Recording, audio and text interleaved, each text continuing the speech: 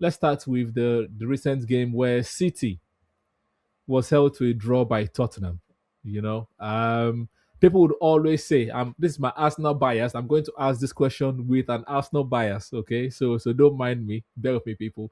When City wins and Arsenal draws, people would, like the media, social media, everyone will say Arsenal bottled it. The pressure's on Arsenal. They don't know how to rise to the occasion. But when City does it, Silent. silence. You don't get the same. You don't get the same level of, should I say, attack now, fan attack on the team. So, is City? My question now is: City under pressure, or has Pep lost it? Which one? Because in January they signed Gehi, they signed Semenyo. Yes, Semenyo has been scoring since he started playing, but still they don't seem to get the win. So is it that Pep has lost it, or that they are folding under pressure, or other teams are just rising to the occasion? Which is So it? I think it's a combination of the two. So you also have to look at the bad luck that they faced since I think Christmas. Their centre back pairing, was doing wonders for them. Diaz and Guardiola. I didn't even know that was going to be their centre back pairing. Their major starting Mm-hmm. centre back pairing for this season. Not to take anything away from Kusanov, he's been providing as much cover as he can. Since those two, Yeah, went away injured. So there is that. They started dropping points. They started playing those draws when those two guys, went off. Right?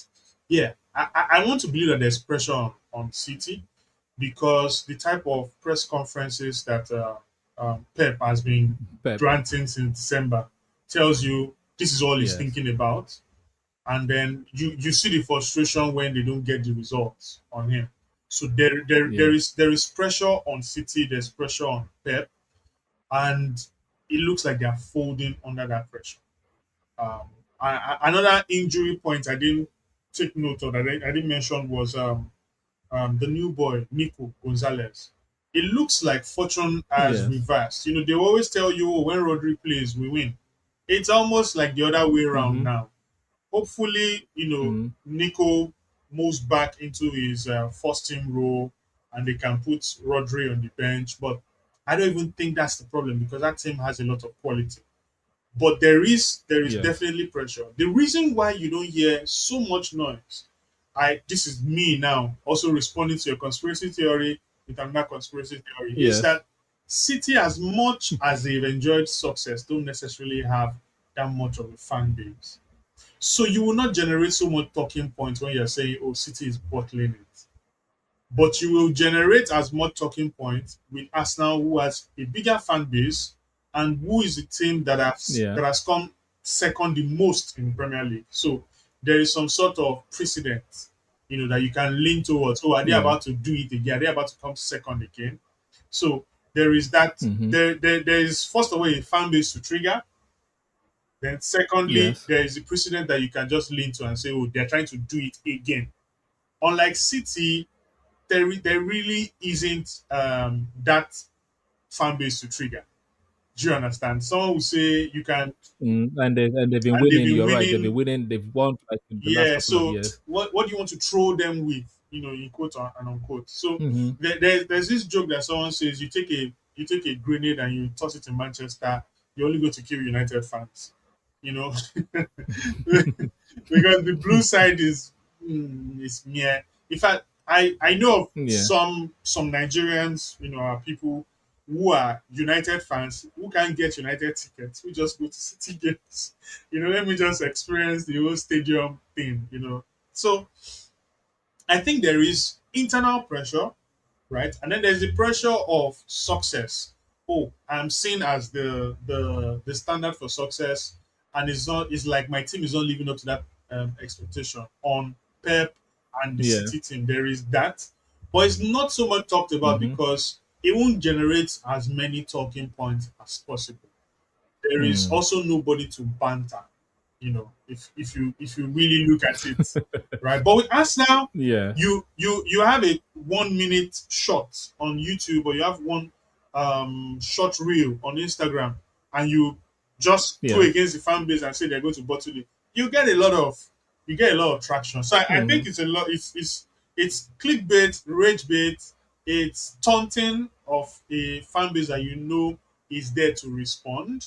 You know, and yeah, and of course, yes, there's also some pressure on the Arsenal squad to be the ones who break the deadlock after 20 odd years. There is that as well. yes. But I think the deciding factor is I know I'll get a response from these guys. But if I poke these ones, nothing will come off. I just that's my own Fair conspiracy enough. theory. Yeah. So the thing is, I didn't watch the City Tottenham game because I was not going to support City to win. I'm not going to support Tottenham to win either. So I just didn't watch it so that like I don't put pressure on myself for no reason. I don't want to support anybody indirectly. But I was happy to see the result because um the thing is, people have been like, especially, I'm glad Sharon is not here, or if he was here, he would be saying this kind of things, right? Because there's a time when City were 2 points behind Arsenal, and before we knew it, 1 week later, it was 7 points. Last week, when Manchester United beat Arsenal, everybody was saying, Arsenal are going to bottle it, blah, blah, blah. This week is back to 6 points. So the thing is, the most consistent team is the one that is going to win the league. And so far, so good. I know there's still 14 more games to go, but Arsenal seem to be the most consistent, and it's good that Arsenal like increased their squad because that's one thing that City had over everyone else in the league. They had like a very very deep squad, and last season Pep decided to go the other way, decided to like thin up the squad, and now he's still suffering from it because yes, he signed Gehi, but Gehi will need some time to actually get used to Pep's coaching style, get used to his teammates, get used to Yeah. goalkeeper. So it's going to. I'm thinking. I already thought about it anyway. That it's going to be Arsenal's year. So United can come with the title race according to Sean, but Yeah. I think it's going to be Arsenal's year only because of the way that everyone else is Yeah. inconsistent, right? People have always accused Arsenal of being set piece FC or own goal FC, but as Gordon said in that video, the Premier League is becoming set piece FC because everyone is good. So you need that extra fine margin, as Ateta calls it, to be able to get the win. And if he set pieces were using to break the deadlock, so be it. Even against Leeds, it was both. The second goal was from set piece and No, an own own goal goal. combination, Yeah. assist, set piece, own goal, finishing. Right? It doesn't matter. It's about putting pressure on the other team, and Arsenal are doing it, getting the result. I don't want to say thank you, Tottenham. You guys did what you're supposed to do. You're not losing to Manchester City every season, so well done for keeping up that record. And 6 points clear, 2 game swing. Yeah, that's quite comfortable for now. But hopefully, yeah, things don't change. It remains the same.